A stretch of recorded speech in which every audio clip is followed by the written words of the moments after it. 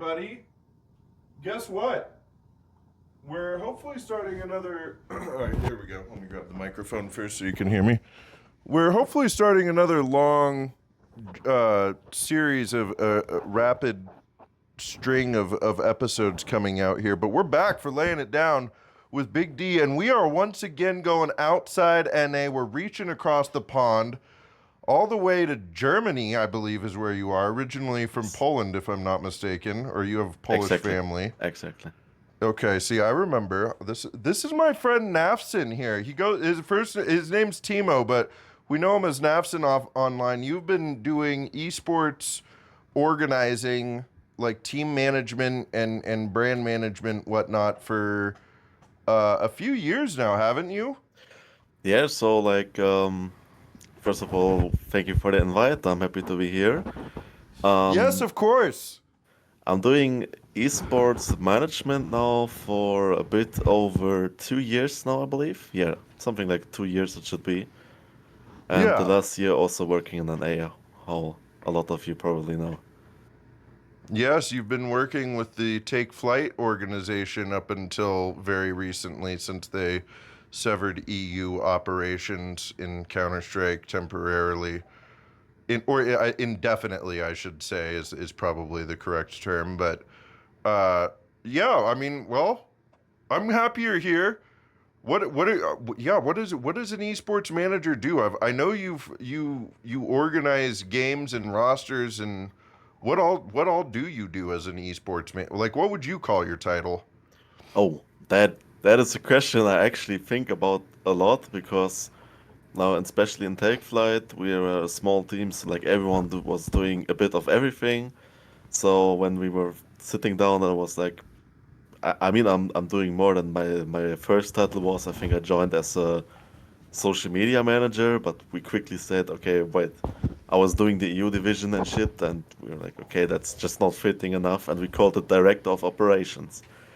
So what you basically do is we're talking, pretty much same as the castle. We're talking and talking and talking with players, with other staff members, with sponsors, with TOs. It's either talking or messaging, and sometimes it's good when you think, but that was never like my good thing. I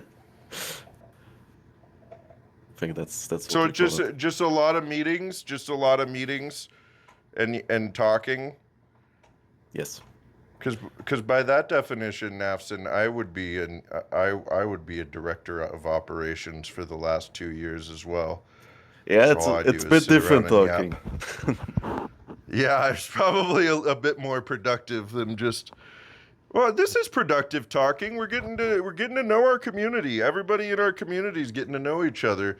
It's going to take a long time to make, a few million of these episodes to cover every active user, but we just might do it someday. Probably not.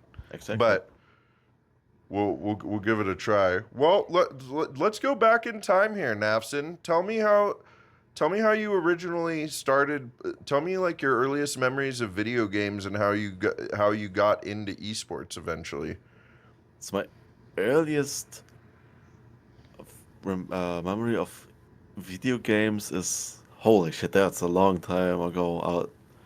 I can't remember how old I was, like 5 or 6, I believe. And I was actually playing with my mom Lego Star Wars, the first game, on the PC together with her, because like back in the days, well, it's a huge Star Wars fan, and we were playing that together. That's my first memory. Funny that you ask because I just thought about it today and talked with her about it. I think that was the first thing and how I came into esports. I think that's a bit of a different story for me always, because like when I was young, I was obviously as a German guy, I was absolutely into soccer. I say soccer for you guys. And We know what you mean. You can say football on yeah, here. We're educated around here. This is long perfect. form content. Keep that in mind. Okay, okay, So okay. so it reaches a certain higher brow audience. Okay. Yes. And so I wanted always to be like a football player because I was cheering for the guys. I was like, holy shit, I want to be like them. They're so cool. But obviously, like I wasn't good enough. At no point there was a chance of me going professional in football. But I always had like this this dream to become good at something like that isn't casually work, if you know what I mean. Like, it's not that I say I don't want work normally, but like I love the business, the show business kind of, and essentially that was the thing that brought me into esports in the end because I was like playing most of my life FIFA all day long, 12 hours a day, every day, just FIFA Ultimate Team. And when COVID began and we had online classes and everyone was at his PC, all of a sudden we were starting to play Counter Strike. I was thinking, like, damn, this game is fire, dude. This is actually fun. And like, we were playing, and then there was, of course, as a German, there was Big and 99 Damage back in the days. I was watching their cast, and I was like, damn, okay, maybe I can't be a player because I'm a bit old when I started, but I can talk a lot. So I started my esports journey as a caster, and that's where it all began. You were a caster, Nafsen? I were a caster. I was actually even full-time casting for 4 months of my life. What? Yes. That's sick. See, this is why I love doing laying it down with Big D. I get to learn all sorts of new stuff about my friends. Who did you tell us about your casting journey? I know you said it was 4 months there, but No, no, the I'm four sure months you were did the it full time. outside of. I casted Yeah. for quite a long time. I don't remember exactly how long. I believe like also 2.5 years, 3 years maybe, something like that. And I started off like at a small German organization doing some easier intermediate and 99 damage league, so the German championship, like third division. I didn't stay there long, like 2 months, but like what I can give as advice to everyone who wants to start with esports, guys, build up connections because one of my friends told me, "Yo, here at CC State Punks, they're looking for a caster, and why don't you write to him?" And one thing came to another, and I joined SSPS, my second organization, which eventually became my home for 2 wonderful years with them. And from like casting this level of play, I was like casting this level of play already. Easier main playoffs and the first division of German CS. I had blast, like doing these casts every week, investing my time, having pretty solid and good viewership over and over again, and also casting my first LAN at the Vulcan LAN 2022, I believe it was. Yeah, 2022, where I went actually by train 1,200 kilometers to a LAN where I knew nobody. I was going there for a weekend and I knew not a single person, but I said, okay, I want to do this cast live on the stage in front of like, what was it?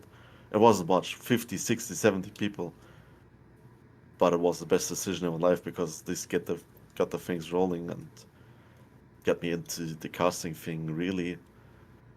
And just a few months later, I think like 2, 3 months later, I joined Fragstar. They are like the second biggest German broadcaster back in the days. And I just quit my job, so I said, okay, in the meantime, until I start my new job, I'm gonna do full-time casting for 4 months. Obviously, it wasn't enough money to like live a glorious life or anything, but I had something, and it was crazy cool experience. I was casting um, CCT tournaments, IESF tournaments, and like all this tier two kind of shit. And one time observing also in the oh, it was some kind of blast event they covered. I can't remember quite. But that was my casting journey, which I eventually ended because it was too time consuming with my new job that I began. Because like when we're talking now, for me it's 8 p.m. and I came home from work 1.5 hours ago. So like you have 1.5 hours, then start up a cast, go to bed, eat directly after. That was not the thing that I wanted to do in this anymore. But I knew I wanted to stay in esports. Well, I was gonna ask what was the reason for the pivot, but that makes sense. You started a new job. So are you? So is everything you're doing trying to eventually work full time in esports? Yes, definitely, 100%. That is my dream since I'm a child, and it is like it's gonna stay my dream forever. Like I'm doing everything for it, and that's just my ultimate life goal. I would say it's my ultimate life goal. Yeah. I think you're going to achieve it. You do great work, Thank you, Nafsen. buddy. I know that for a fact.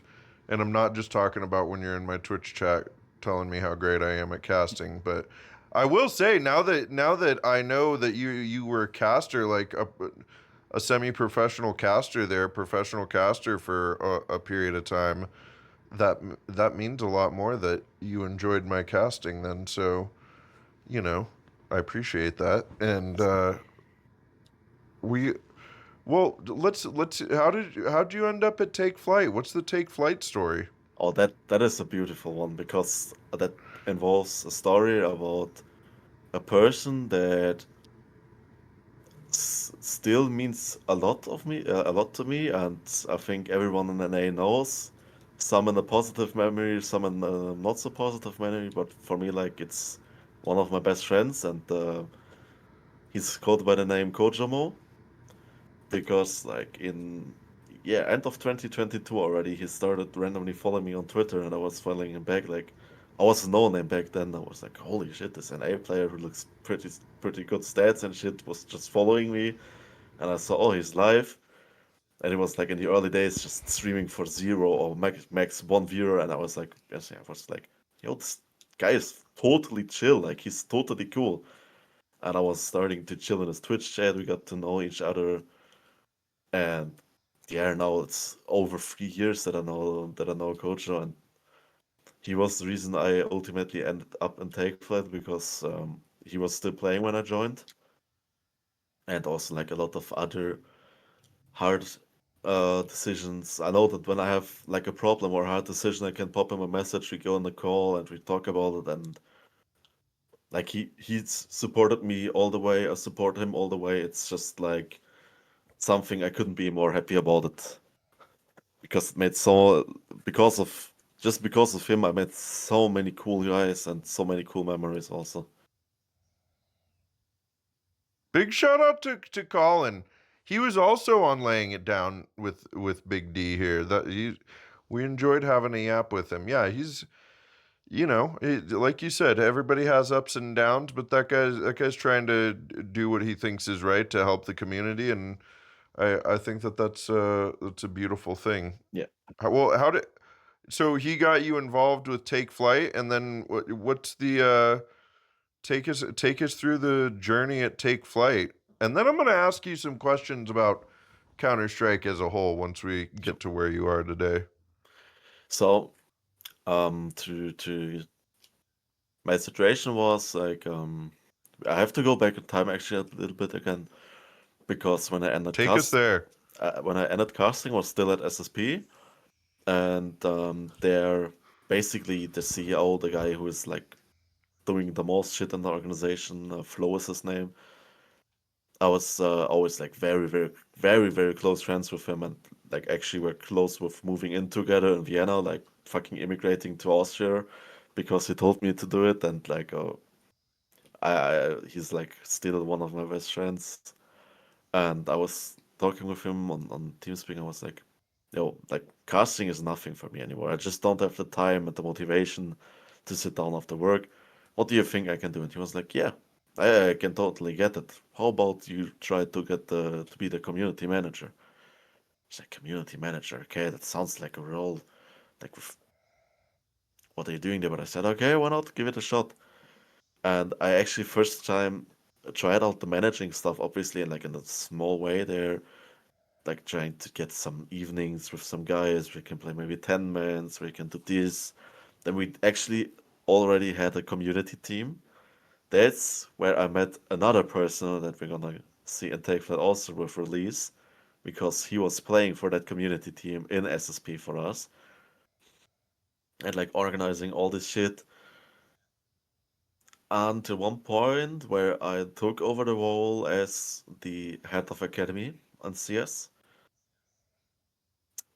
and I did something that would never like that never happened me again, and that would never happen me again because I didn't do my research.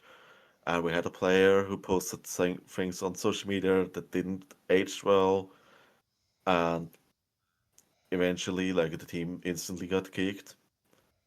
I was like, okay, I think I need a fresh start because that was pretty heavy. Like there was pretty shit going around, a lot of drama. But I just said, okay, it's time for a new fresh start. And I was talking with coach back in there, saying, what should I do? I was like, yeah, it's a pretty fucked up situation. You should look for something. I was like, okay, um, could you get me in contact with Saban maybe? I said, yeah, sure, here.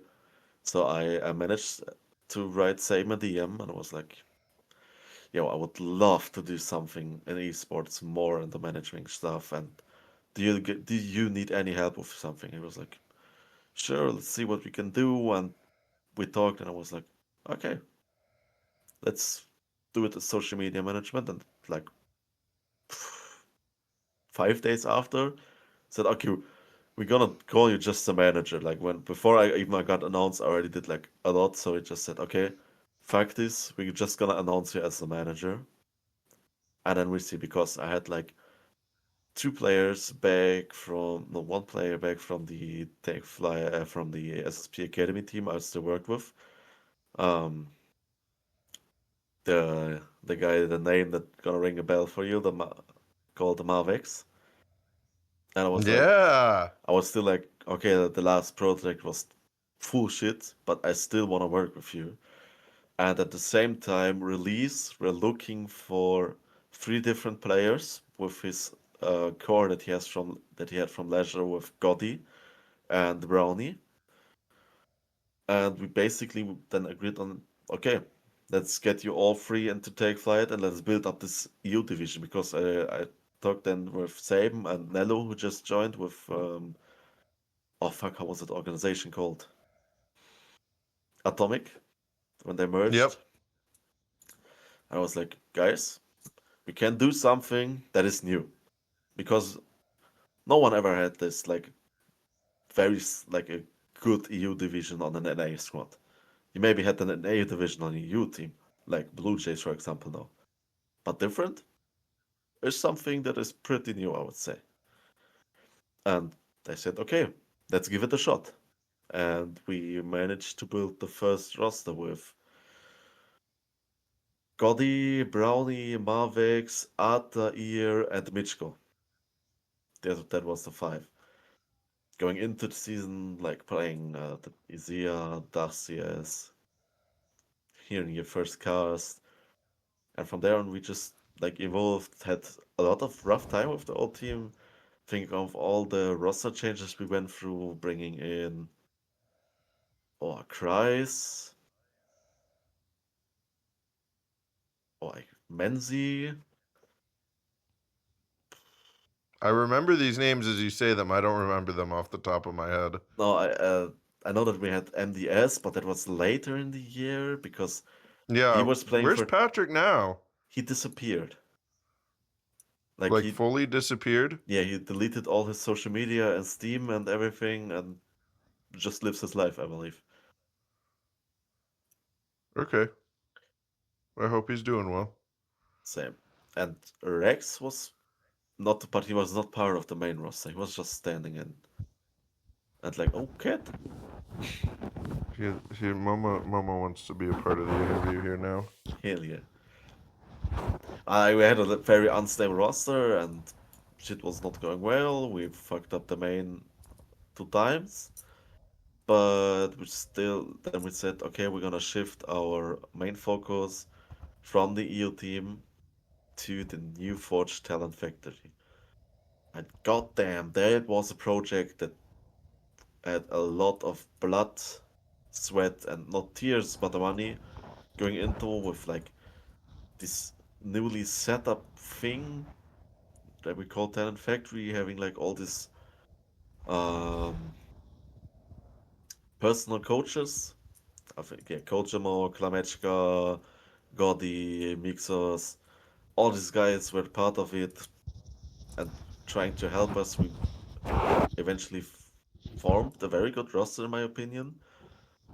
But, and that's the first time I'm gonna talk about it because about how the talent factory went, I'm totally unhappy about it. That's why I took the decision to end talents completely because we had like very, very talented player. I can just call the names and they're all Mixer, Mikagami, Malai, Icy, and Kazer, all very talented player. Insane. And they were doing a lot of shit. I would never doubt them.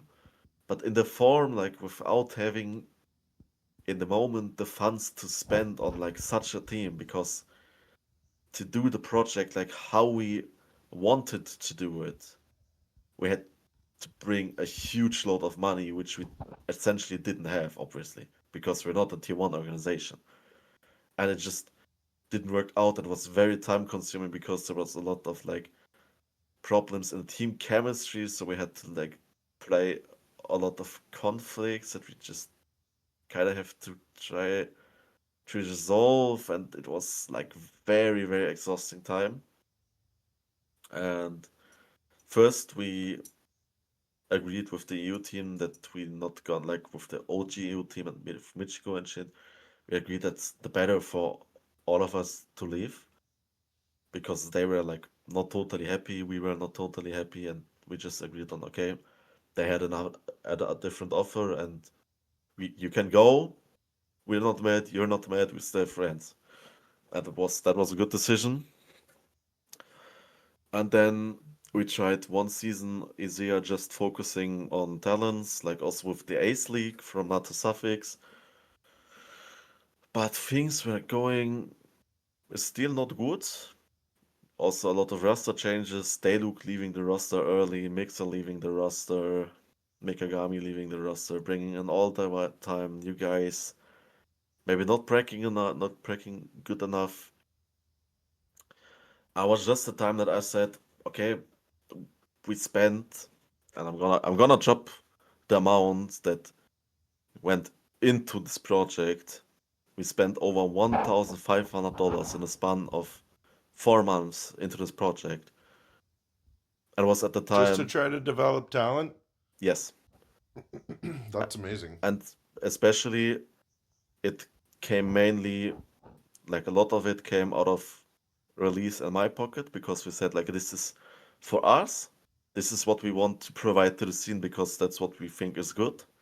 So that we said that is our heart project. This is our passion. That's what we want to do. So we gave it out of our own pocket to them until we said, okay, release just got a child and I'm still in an apprenticeship. I'm not earning like a lot of money, but still like you know what I mean. And we said, okay, in the current state, it just doesn't make sense because you need to have like the problem with the NA organization in this time is that you have it's like very hard to do the legal contracts on this because you have minors in Europe. Means basically to set up a contract which is good for both parties, you need to consult a lawyer, which costs a shit ton of money. And we said it doesn't make sense because you need a contract, you need the players to like you need to tell the players you have to do this and this and this for social media. Because I love all the guys that play for us. Don't get me wrong there, but they are all lazy. They are all. I'm not retweeting this now because I don't have the time for it, and I always say, guys, you go take a piece for the game. You have your phone in your hand anyway. You're scrolling TikTok. Instead of scrolling TikTok, retweets, write 2 sentences. I'm happy. But you can talk as much as you want, and they are just like, oh, I forgot it. Oh, okay, bro. It's amazing that people can't remember, like it's how hard it is to like something or retweet something. Like, hello, it's not that hard. Come on. Exactly. Yeah, but it was in that time that we said, okay, the project itself, I'm still passionate about something, about that thing.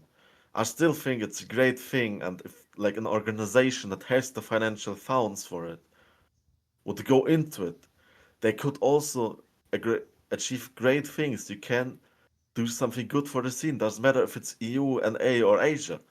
You everywhere find 5 players that are talented that you can develop. And if you're doing your job great, you can even sell them to the big organizations. Because if you have a certain level of player, people are gonna pay money for it. And then you can do a business out of it. But therefore you need the funds, which we don't have, but others have, but they just don't use the chance because they rather do what they know. And then we said, okay, I we ended. I think you're onto something with that idea, though. Sorry to interrupt. I just wanted to say that I think that having that idea of like developing a talent factory like that, where you invest some money to like get personal coaches for, you know, young talent, and then you develop them to the point over a year or two to the point where you can sell them off to a bigger team where they go play for somewhere else. Yeah, I think you got something there. I bet if you shop that around, Nafsen, you can find an org in EU that has some money that's down to do that. Yeah. And that's is okay. We have one last chapter in Take Flight before I come to also like I want to talk a bit about the reason why I left Take Flight. And but first of all, we had our last EU team now, which was for me it was the best team, person like from the mentalities and from the player wise that we had in all this time in Take Flight. We've got the 13 Tapek, Wasted, and Dayluk. And they basically, the first season they started playing was without Preg. Because first, Gordy went on vacation, so no Preg. Second, it was a bit of a messy situation. Dayluk said, okay guys, I got the chance to play with Klamechka, I'm not gonna practice season. I'm sorry. We said like, okay. Then we're just gonna pack, it's just entry. We were at this point like 6 hours or something, so we're like, okay, we're gonna probably just gonna make main and then we can get a replacement for you, all good. Just entry. And we kept on going, qualified for bracket A, so we basically had to win one match in playoffs. One single match.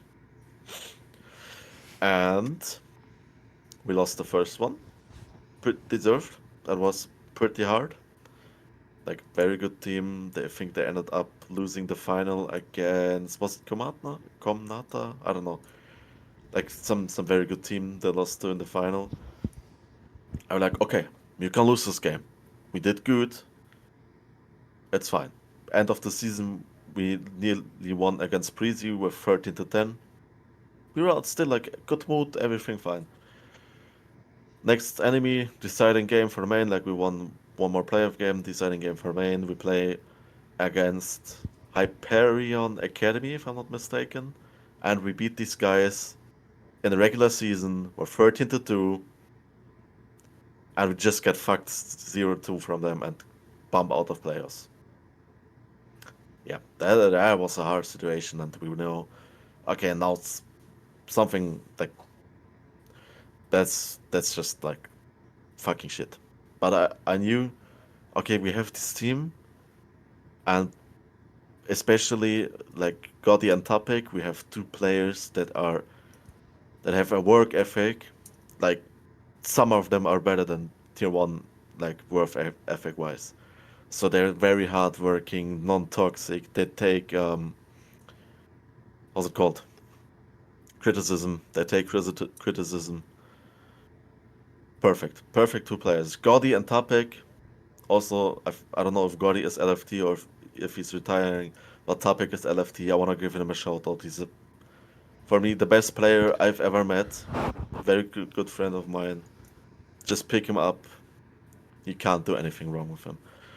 And then we had 13, and we had the upcoming Galaxy Cup. And the Galaxy Cup has for the season LAN finals in Lodge next week. And we knew, okay, we want to play this and we want to go to LAN because fuck yeah, that's cool.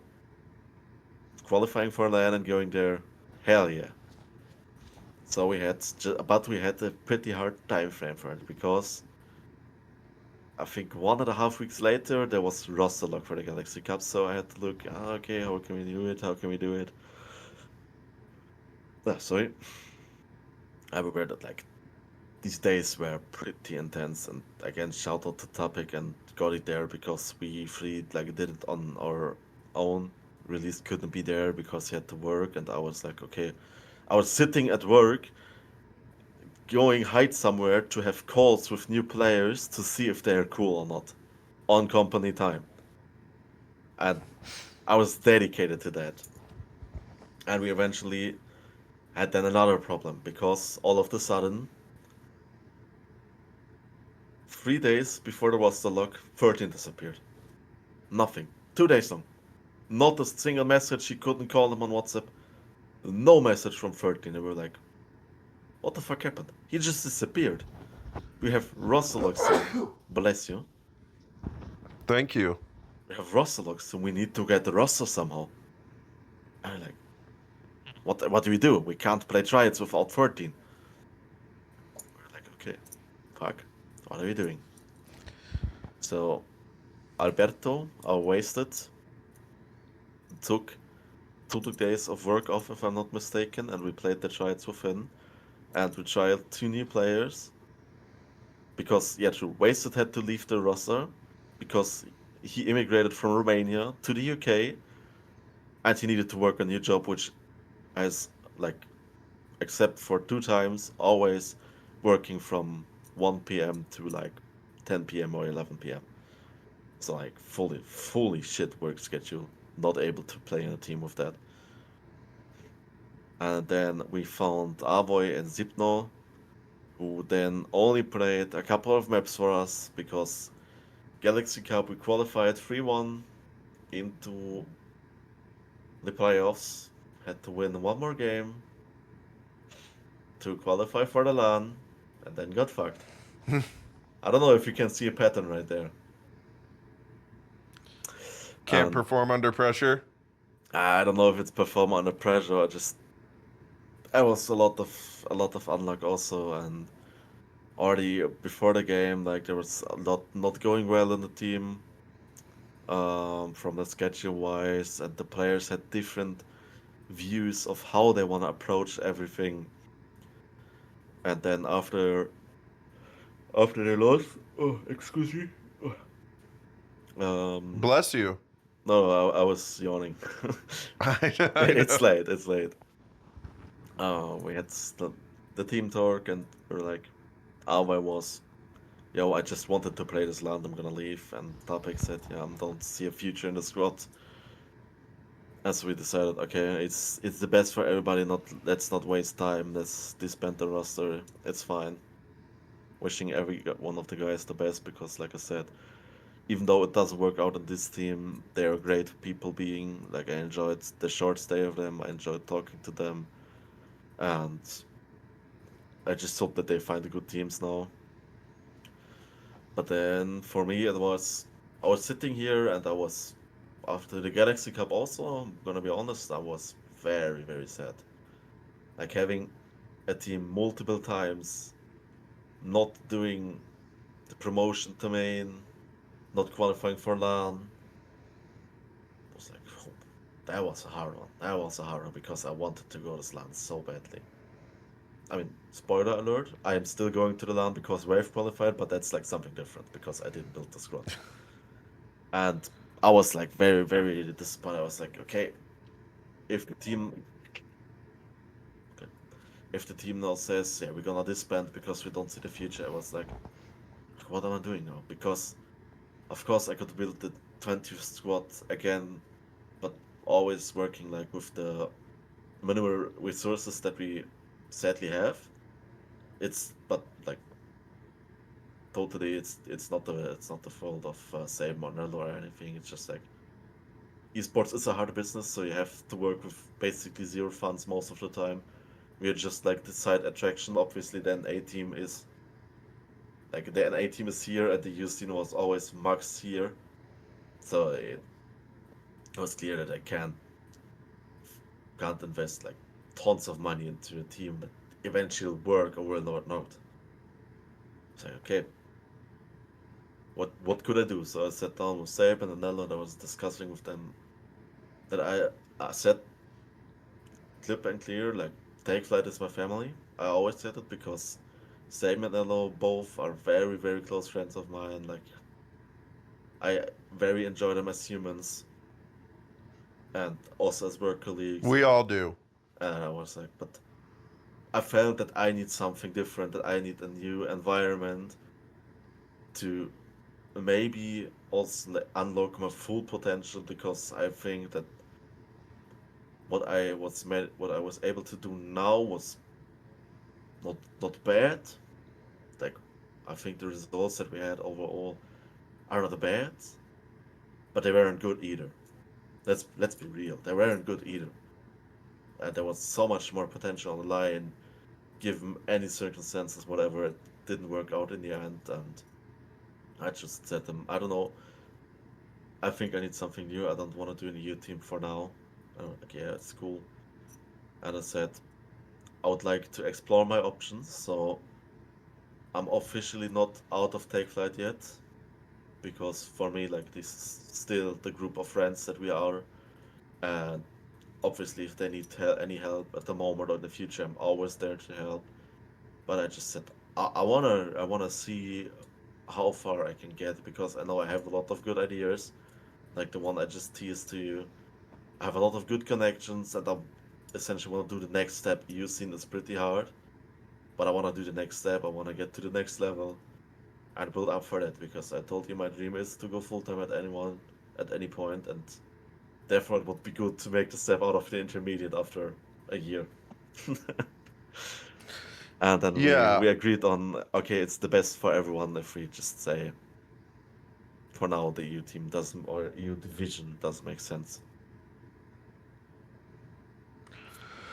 Yeah, well, I think you have a bright future ahead of yourself. And thank Thank you you. for sharing all of that because that is quite the tale of what happened at Take Flight from the start of it to the end. And yeah, I mean it's got to be tough. I mean you keep getting right there more than once to where you just need one game or one series and then it falls apart and you're back to square one and like you can only take so much of that as a human being. So I think your ability to adapt and pivot and identify those things and realize you need a new environment and not burn bridges, like all the thing, everything's you're still moving forward no matter what, even if it feels like it's like a step back right now. You're still moving forward more than you realize. So I'm hopefully somebody out there soon picks you up. This guy's incredibly intelligent.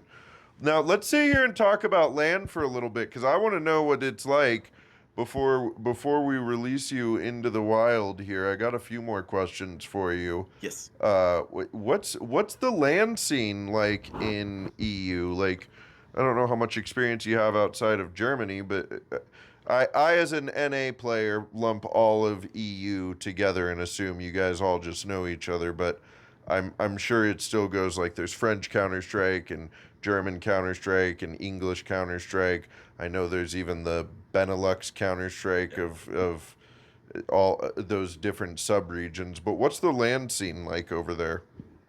Oh, wait, that's actually like something where I always thought, holy shit, NA is cool because you guys have Philadelphia, which is like pretty consistent. We have a lot of lands here in Europe, but the problem is like, especially in Germany, I can say the German land scene is dead.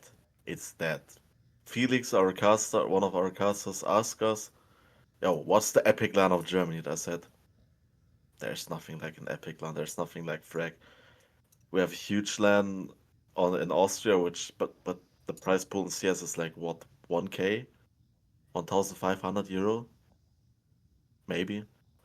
We sometimes have like these smaller lands, like I think 666 land in Belgium, or some like very very low tier priced lands in Germany or Denmark. I'm not so much into Denmark, Sweden, Finland, Norway, because I know they have a lot of lands. But the problem about lands in Europe is, especially watching also from manager's side, if you want to go to a special land, they're always in a country, obviously, and these countries always have their good teams, and these good teams will attend this LAN.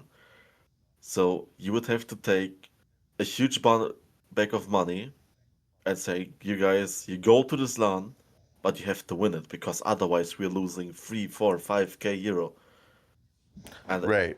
it's just something that the most teams just can't do. You cannot risk 5k euro of your funds to send your team to the UK, to Poland, to Czech Republic, to I don't know Spain, Sweden, whatever, to say, okay, you go there. We have no idea who's playing there because you don't know the local scene, but you have to win it.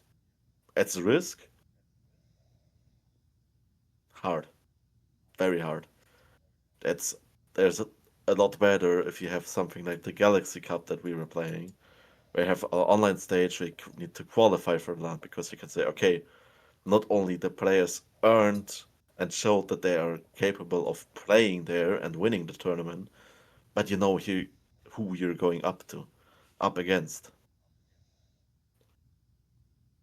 That's the main point. But also like especially Sweden, Norway, Finland can be that they have very good lands, but German land scene is dead. Damn. All right, you hear that? You hear that, North America? Counter Strike has the best land tournament in the world, and it's right there in Philadelphia. It's called Fragadelphia. Yes, Huge shout out to them. exactly. Yeah, you're gonna need to come over and come check out a frag event sometime, Nafsen. I will. It's a wild time. I mean, either a 10K or one of the big ones. You're just there, locked into Counter Strike from for like 72 hours with all your friends, everybody screaming at each other, playing Counter Strike. You think you died and gone to heaven, and then you have to leave, and it's really sad. But Yeah. then you look forward to the next one. So it's yeah, you definitely got to come check it out. Well, that's interesting. I always thought that I guess that makes more sense that like that's why Sweden, Denmark, Norway, these Scandinavian countries are kind of like what helped get EU Counter Strike going is because they probably had a lot more of a robust land scene going on over there that was easy to navigate and probably get some like out of region competition with each other being right next to each other. Yeah, the problem or like the thing is, and now we're going to a very, very big topic. The thing is, the mentality is different. In the Scandinavian Is it? countries, the mentality is so different to the German mentality. And I might not making a lot of friends with what I'm about to say, but the German mindset is Lay full it of shit. lay it down. It is full shit. It is not only that we don't have lands and like the government hates games with weapons and shootery and shit and like it's always the fault of the games and shit like try to find a German sponsor in esports. Mission Impossible, basically. Like if you're not talking about a sponsor like I don't know Mercedes Benz or anyone who's sponsoring tier one, but talking about like these lower tier companies that you have in some kind of events. I don't know, Gaming Malta sponsoring Pro League. You would never see I don't know Visit Germany sponsoring I Am Cologne because fucking shit, it's these guys are playing games where you can shoot other people. That's not good. They're doing serial killers, and everyone is like, "What the fuck? Have you ever visited I Am Cologne, dude? 15,000 people, very close. Not a single one. Like, even if the people are full on drunk, there is just no violence outside of the game. You go to a football stadium, you have no violence in the game, but full violence outside of the game. It's crazy. But we are the bad guys. And that's the one thing. And the other thing is that the German scene is fucking toxic. People just instead of helping each other, they are just always from up down, kicking down on the lower ones. You made a mistake, kick in the face. You doesn't make a mistake, but your team sucks, kick in the face. You're doing content even though you have 60 followers on Twitter, kick in the face. You're trying to get good even though you're bad, kick in the face. You bring a new idea that other people don't like, kick in the face. That's German CS. It's always just kicking down on each other. That's not what, yo, you wanna do that, this and that, and let's do something together. No, it's we can't do anything together because if we do anything together, it's not all me that get us something positive. And with the mindset that we have right now, German CS is dead forever. Forever. I don't see a single chance of a tier 1 team being fully German, which includes Big. I don't think Big can ever make tier 1 again with a full German lineup. And so will never ever a full German team again. Interesting. I wonder if that's why.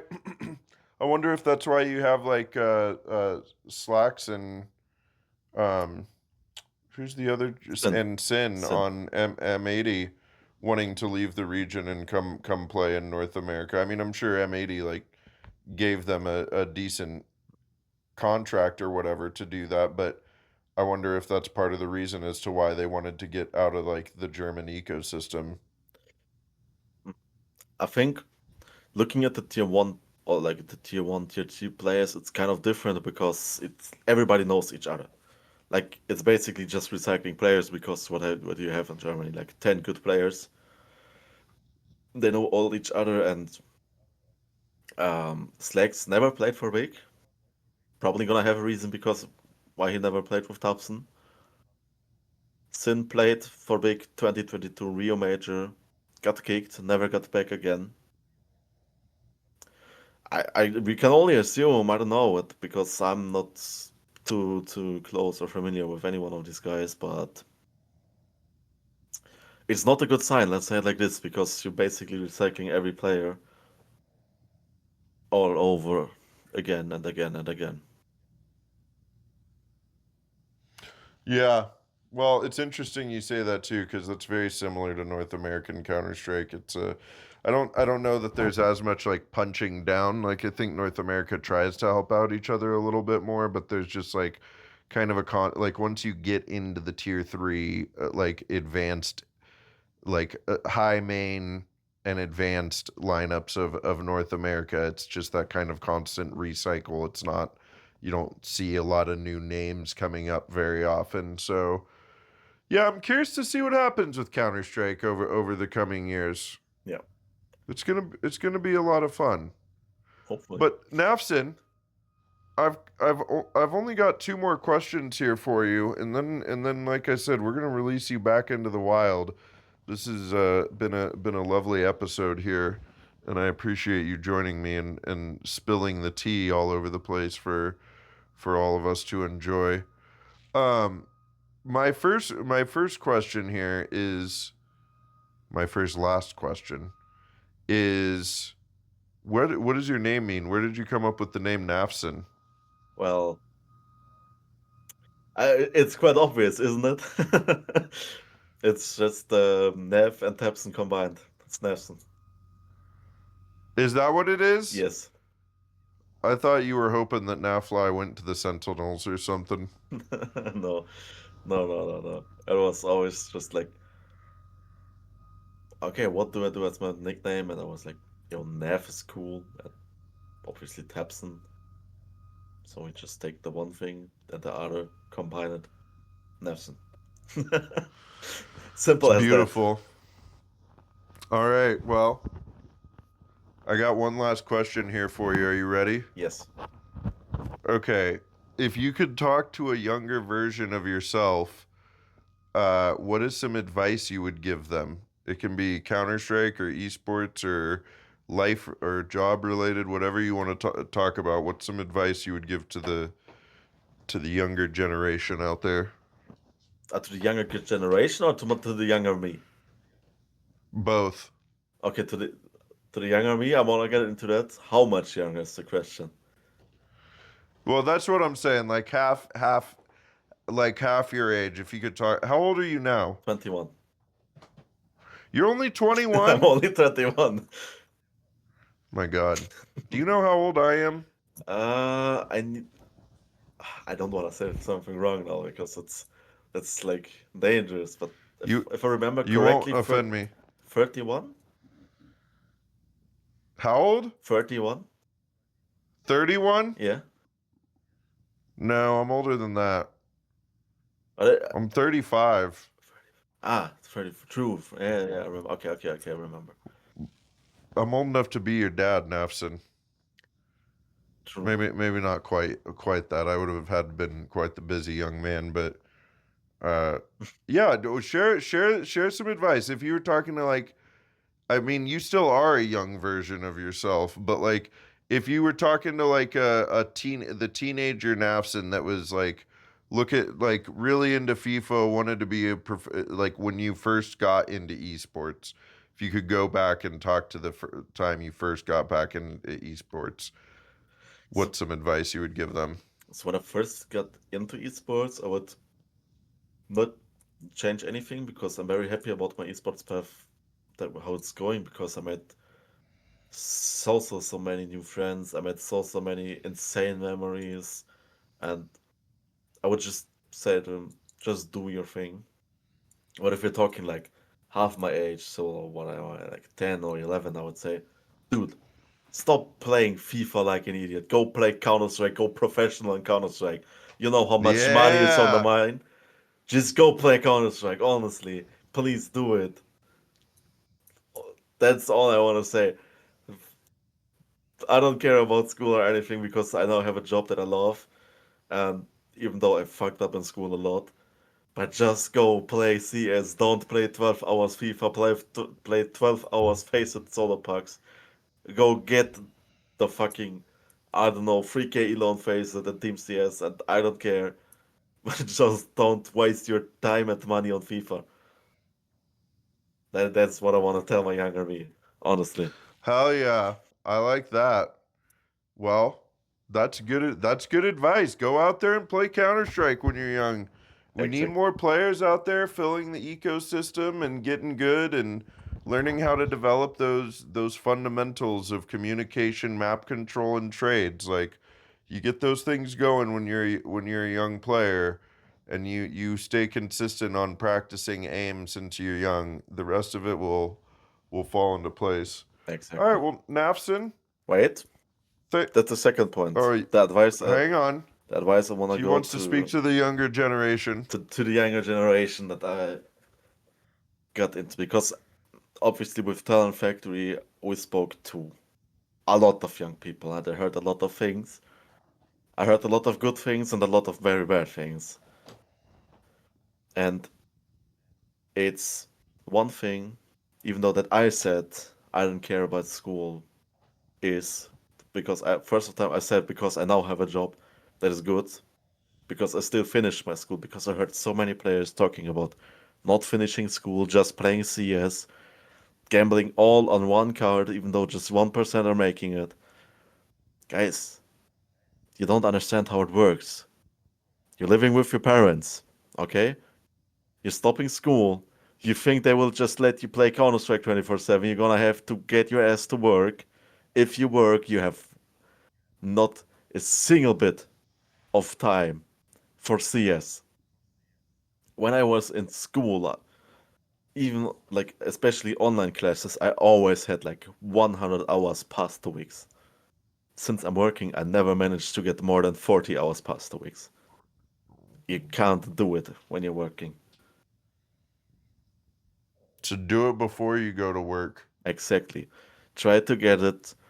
If you're smart enough, go to university just to have the time to play Counter Strike, and then you can always try to go pro. Look at how was it name called? The guy from Salt is 27-year-old. Uh, Roman? Was it Roman? I'm not sure. The guy from Saw who was playing his first major with, I don't know, 27, 29. It's not too late, guys. even if you It's only never go too late. exactly. And also to the younger generation, don't get an ego. Guys, there are 100,000 players out there with 3.5k elo. You are nothing with an ego. You are everything if you're humble and working on yourself. I think that's a good closing sentence. That's good advice. Hell yeah, it is. All right, Nafsen, give us some shout out and plugs. Where do people find you? And then let's call it a day. People just find me on Twitter, I believe. Nafsen CS. Um, sometimes active there, sometimes not. But you can always pop me a DM or say I'm always called Nafsen CS. You can pop me a DM everywhere.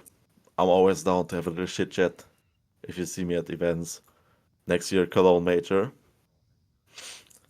Hell yeah. Always. Hopefully, Big D's in Cologne next year for the major. That would be sick. Yes, sir. All right. Well, thank you for joining us. Thank you, everybody at home for watching. And that is it. Hell yeah. Okay.